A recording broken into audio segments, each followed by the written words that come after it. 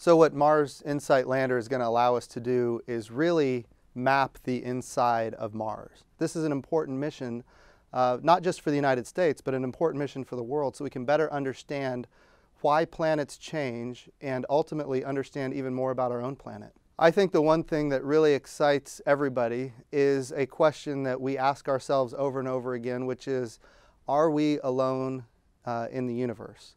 Is there potential for life on a planet that's not our own? And one of the things that we want to do with Mars 2020, which is going to launch during the next window we have to go to Mars, is understand if there was a potential, or maybe even Mars might have at one time hosted life. If we want to get as much science as we can, as fast as we can, we need to get really good at using robots. We're going to have robotic missions to the moon before we have humans go to the moon, so that we can get the most out of our human science missions.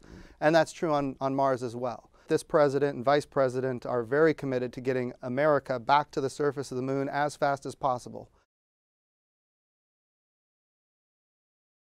Earth, because we live here.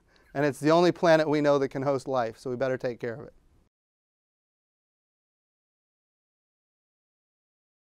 When I was 5 years old, they made us draw what we wanted to be when we grew up, and I drew a picture of an airplane. I had a picture of myself there wearing a hat that I thought airline pilots wore. As a pilot in the Navy, I became very dependent on space-related capability. And a lot of the technologies that come from NASA have multiple uses and have transformed the way we live our lives. So people say, why are you interested in space? I think the question is, why wouldn't you be interested in space? It's critical to our everyday lives.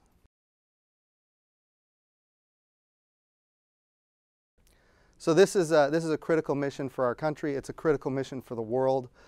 These are some of the brightest minds that our country has. We've got great international partners, and our nation is grateful, and in fact the world is grateful for their service.